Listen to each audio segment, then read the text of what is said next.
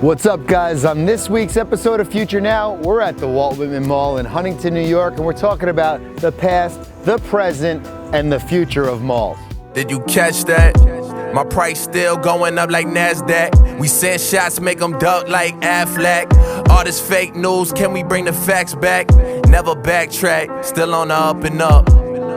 And nobody catching up to us. Every time we double down, then we double up. So if we keep winning, can you really call it luck? This is what malls look like today across the US. Tired, eerie, and dead. Even though we're in the middle of a pandemic, the decline of the mall has started many years ago, and this footage is from 2018. So malls across the US are all being impacted by the change and the evolution in retail today. Obviously, COVID-19, different example, social distancing, people can't stand together and occupy small spaces, especially indoors. The dynamic of a mall is obviously based on where it's located, who the anchor tenants are, and the overall area surrounding the mall.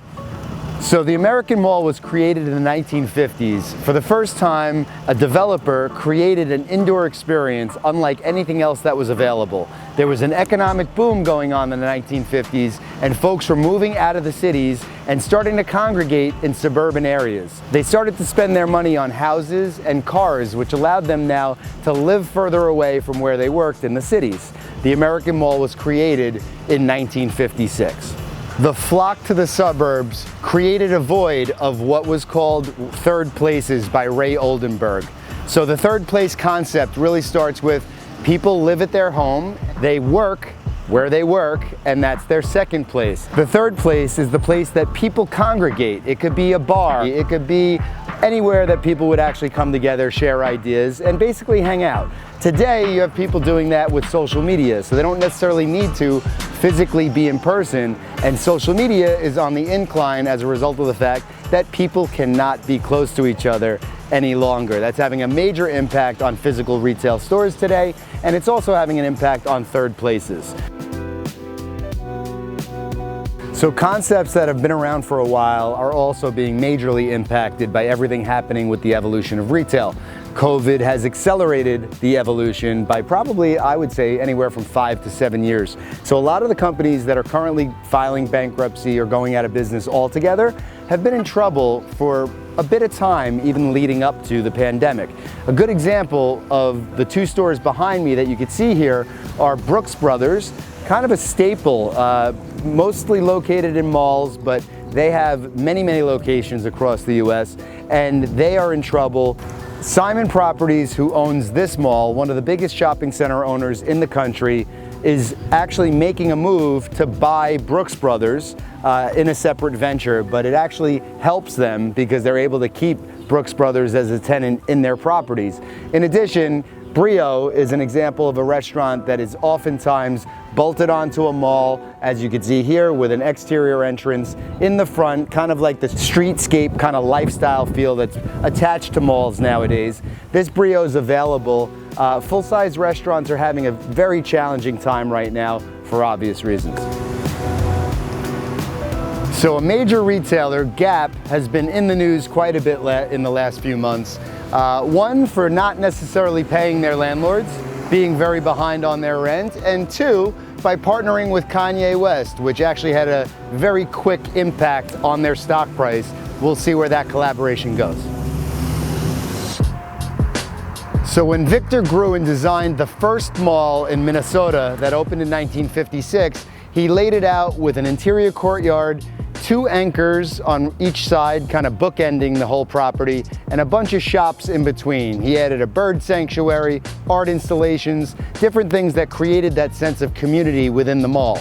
Today, you basically have the same layout in the majority of the malls across the US, even though they've gotten bigger and badder, adding entertainment things like amusement parks, ski slopes in some cases, all different types of things that go above and beyond to create this environment of entertainment and giving folks really another reason to come to a shopping mall rather than just going shopping in the retail stores. The mall, when it first opened, was so wildly popular that in 4 years' time, they opened an additional 4,500 malls just like the first one in Minnesota. So in the 1980s, the mall became the center of the universe for the Americans.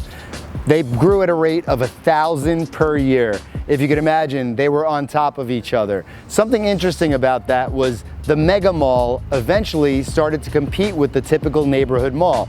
So if you had a retailer, a department store like a Sears or a Macy's attached to a mall, the minute that a newer, bigger, better mall was coming down the pike and somebody was developing that mall, they would first go after the anchor tenants and try to relocate them into the mega mall. That also included the entertainment aspects that the older malls did not have. So at this property located in Huntington, New York, you have the Walt Whitman Mall, which has 4 anchor tenants.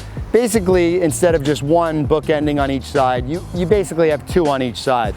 Of those 4 anchors, you have at least 3 of them that are in jeopardy of closing. So the question is, what happens to the department stores that anchor the malls today? What happens to the space? You don't necessarily need more retail of that square footage, right? Everybody's hearing about Amazon coming in and buying these department stores to put their distribution centers into mall properties. There's a lot of challenges there. The zoning is a challenge first and foremost. The layout and the infrastructure of these boxes are not set up for industrial uses. So there's going to be a very, very expensive and challenging conversion there. Does it even make sense? Time will tell. In the early 2000s, consumer behavior and habits started to shift away from department stores, and that started the decline long before COVID was even a thing. A 2017 Credit Suisse analyst came out with a report and a study on US shopping malls and claimed that 1 in 4 would close by 2022. So if one thing's for sure, it's consumer behavior and consumer trends are constantly changing. The smart retailers that will be successful in the post-pandemic environment are the ones that can use omni-channel presence, right? They're gonna be online, they're gonna be using social media, but they're also gonna have physical stores. Will those physical stores be in every town USA?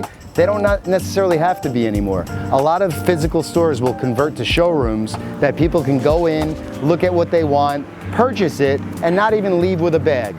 Bonobos is a perfect example of a retailer using the showroom aspect really well. It's going to be interesting to see how malls in general shift and adjust to what's going on. It's one thing's for sure, the A malls have a much better chance of reinventing themselves than the B and C malls that are basically already tired or dead pre-pandemic. One thing's for sure, there's going to be an abundance of space coming on the market, and nobody knows exactly what that space is going to become. I'm curious to see. Thank you for checking out today's episode. It's fake news, can we bring the facts back? Never backtrack, still on the up and up. And nobody catching up to us. Every time we double down, then we double up.